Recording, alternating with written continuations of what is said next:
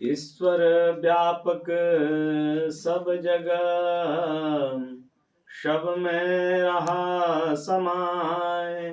मुख में नास्तिक के नहीं, दीनों में हरेशाय। नमस्कार मित्रों, मैं सुधांशु शेखर पाणिग्राही आप सबका मेरे YouTube चैनल में स्वागत करता हूँ। एक बार मुकामा घाट से एक कीर्तन मंडली नौका में सवार होकर के गंगा के उस पार जा रही थी। नौका में एक नास्तिक व्यक्ति भी बैठे हुए थे। जैसे ही नौका चलना प्रारंभ हुआ तो कीर्तन के एक जो सदस्य थे हाथ में खैनी और तंबाकू लेकर के मलना प्रारंभ करते हैं। इतने में वो नास्तिक व्यक्ति उनसे पूछते हैं कि आप सब कहाँ जा रहे हैं? तो कहते हैं हम कीर्तन करने जा रहे हैं। किसका कीर्तन करोगे? भगवान विष्णु का कीर्तन करेंगे। अच्छा, ये विष्णु कौन है और कहाँ रहता है? तो विष्णु हमारे आराध्य हैं और सर्वत्र रहते हैं, सभी जगह विराजमान रहते हैं। जल में भी हैं, थल में भी हैं, पर्वत में हैं, अग्नि में हैं, सब जगह भगवान विष्णु रहते हैं। अच्छा, ऐसे कहते हुए उस सज्जन व्यक्ति हाथ में जो खैनी मल रहे थे, तंबाकू मल रहे थे, मुख में डालते हैं। और जैसे ही तंबाकू और खैनी मुख में डालते हैं तो कुछ देर बाद मुख में थूक भर जाती है।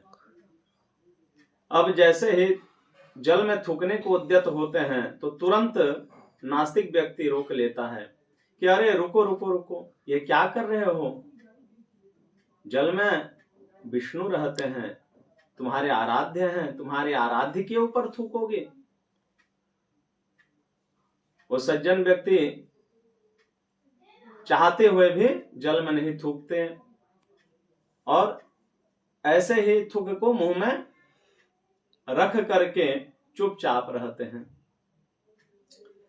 अब जैसे ही नाव किनारे में गंगा के उस पार पहुंच जाती है तो वो सज्जन व्यक्ति तुरंत नौका से उतर करके भूमि पर थूकने को उद्यत होते हैं। उसी समय फिर वह नास्तिक व्यक्ति रोक लेता है, अरे भाई क्या कर रहे हो? थल में भी तो विष्णु है और तुम विष्णु के ऊपर थूकोगे? ऐसे कहते हुए जब जोरों की जम्हाई लेता है वह नास्तिक व्यक्ति तो सज्जन व्यक्ति तुरंत ही उसके मुख में सारा का सारा थूक देते हैं। अब तो वो भला बुरा कहने लग जाता है वो नास्तिक व्यक्ति, अरे ये क्या किया तुमने? मेरे मुख में क्यों थूका? तो सज्जन व्यक्ति कहते हैं कि जल में भगवान विष्णु है, थल में भगवान विष्णु है, अग्नि में भगवान विष्णु है, सर्वत्र भगवान विष्णु है, परंतु नास्तिक के मुख में भगवान विष्णु कभी नहीं रह सकते, इसीलिए मैंने तुम्हारे मुख में थूका।